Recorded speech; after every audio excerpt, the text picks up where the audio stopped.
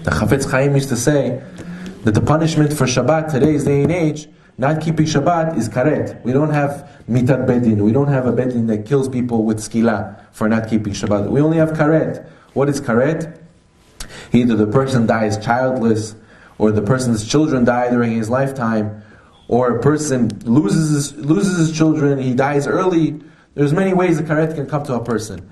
The Chafetz Chaim would say, if a person would see someone abusing his child in a very bad way, he would pay top dollar or hire people, or call the police. He wouldn't sleep at night to stop this person from abusing their child. And what? We see people today not keeping Shabbat, and they're bringing karet, meaning they're bringing death to their children. Their children will die early, or they won't bring any children to the world because of karet, because they're doing it on purpose. Wouldn't you want to stop their abusing to your children if you're the biggest abuser? He would say these sharp ideas to show that we have to care not of ourselves. We know the importance of Shabbat, or maybe we could grow in the importance of Shabbat.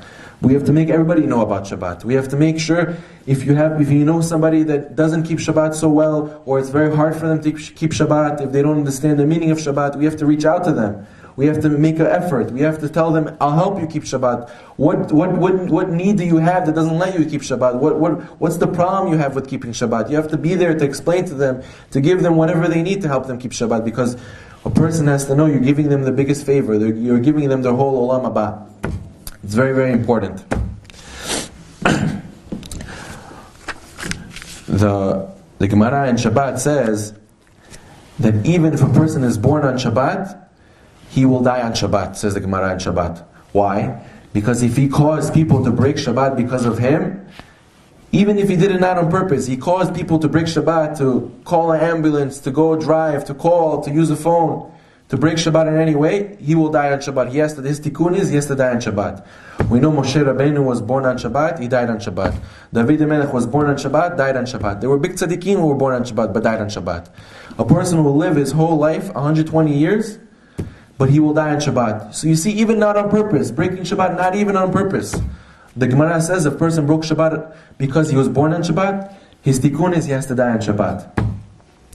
Rabbi Yehuda Chassid writes in Sefer Chassidim that there are spirits of Reshaim who passed away, who didn't do Teshuvah. Sometimes they come back as Shedim, as spirits, evil spirits. They come back to the world. And they come to hurt people. They come to do damage to people. Says Rabbi Yehuda Chassid, who do they damage? Who do they hurt? They hurt people who don't keep Shabbat. They hurt people who desecrate Shabbat on purpose.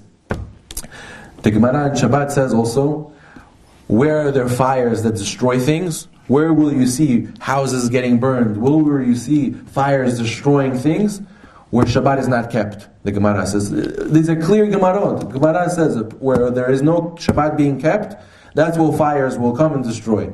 We have to be very careful to make sure we don't build things on Shabbat. We have to make sure we don't cook on Shabbat. Anything that was made on Shabbat, you can't benefit from it. So if a person, he's supposed to keep Shabbat, the Gemara says you get nachala b'li mitzarim. You get an inheritance without boundaries if you keep Shabbat. So midah keneged midah. If you don't want to keep Shabbat and get the inheritance without boundaries, Hashem takes everything that you benefit from on Shabbat. We've witnessed recently where houses have been destroyed randomly. In the times of the Chafetz Chaim, fires would go up on houses and people wouldn't know why Jewish people's houses would be destroyed. And the Chafetz Chaim would say, this Gemara, because Shabbat wasn't being kept properly, because people were desecrating Shabbat, so fires came, like the Gemara says. The Pachad Yitzchak writes, unbelievable idea. He says, we know, where do we learn which melachot, which activities you can't do on Shabbat? We learn from the Mishkan, from the Bet HaMikdash, where they would serve Hashem and give korbanot. Why do we learn the 39 forbidden labors of Shabbat from the temple? Why not learn, a person can move a couch back and forth from upstairs to downstairs, move around all his chairs, all his furniture, be sweating, be tired, be smelly, and he wouldn't be considered he broke Shabbat. He did a lot of work. He did a lot of heavy labor. It's not called melacha on Shabbat. Everything he did was mutar. But if a person, he takes the corn he didn't want from his plate and moves it to the side, and he took the psolet from the ochel, he did the melacha borer, and he broke Shabbat. If two witnesses would see him doing that and warn him, don't move the corn from your plate, and he moved the corn from your plate, chayav skila. Why? A person moved his furniture back and forth, sweating all day, he worked like a dog. It's not considered he broke Shabbat. The Pachat Yitzchak says, why? Because we learn what's considered melacha from the Mishkan, from the Beit HaMikdash. Why from the Beit HaMikdash? What does it have to do with work? What does the Beit HaMikdash have to do with work? Pachat Yitzchak says, or Yitzchak Hutner writes, he says that Hashem created the Shabbat when He rested. Shabbat is the day Hashem rested. What did He rest from doing? From creating the world. What is the world? The world is a place where Adam, where humans, where Yehudim can serve Hashem. What was the Beit HaMikdash? The Beit HaMikdash was also a place where people come to serve Hashem. The Beit HaMikdash, the Midrash says, was a olam katan, was a small world, just like Adam was a olam katan, a small world. So when we learn not to do melacha from the Beit HaMikdash, where we serve Hashem, we're acting like Hashem by resting on the day that He stopped making the world, which is a place to serve Hashem. The Beit HaMikdash is a place to serve Hashem, the world is a place to serve Hashem. Hashem rested from creating the world, we rest from the work they do in the temple, in the Beit HaMikdash. There's so much meaning, there's so much beauty to the halachot of Shabbat, to the meaning of Shabbat. A Jew without a Shabbat and a Jew with a Shabbat is shamayim va'aretz. You could tell right away.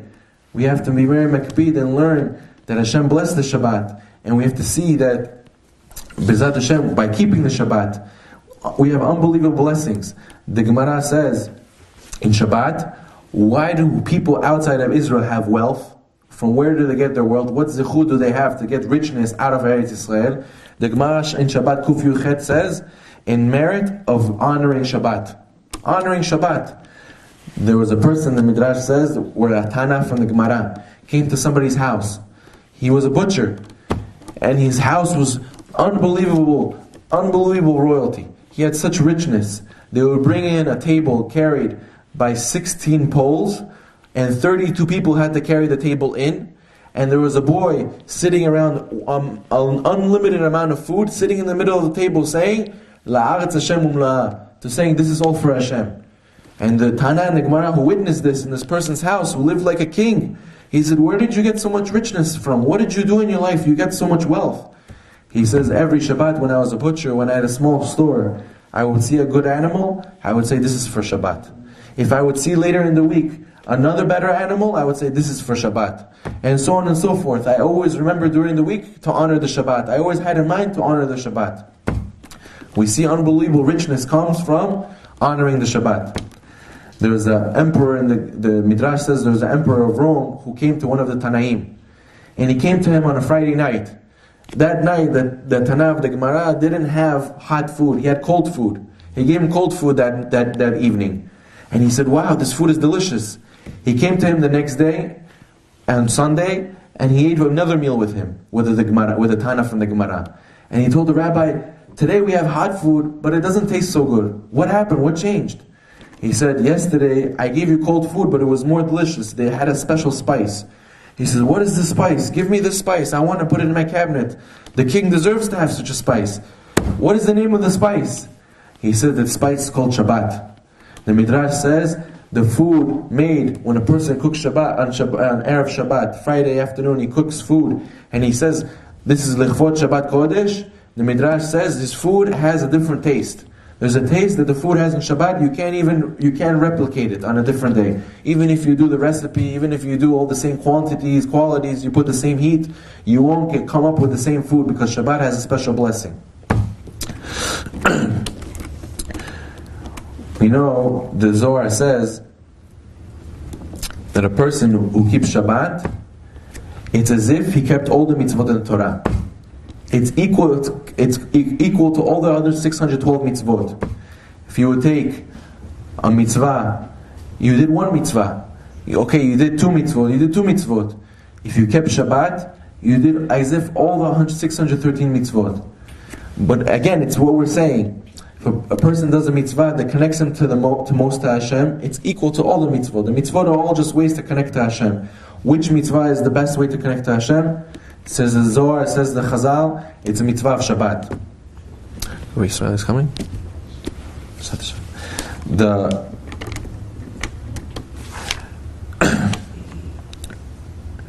The Gemara says, Shabbat is Othi Beini Ubeinechem. It's a sign. Very, very few mitzvot have a sign. Tefillin we know is a sign between us and Hashem. Brit Milah is a sign between us and Hashem. On the Chagim, Yom Tov is also a sign between us and Hashem. That's why we don't wear tefillin. A Jew has to have a certain amount of signs on him constantly. If a person has Chag and he has Brit Milah, it's enough. He already has 2 signs on him. He doesn't need to put on tefillin to have another sign. But Shabbat is also a sign.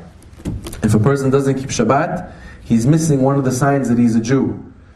One of the biggest reasons why they say tragic things happen to Am Yisrael, especially before the Holocaust.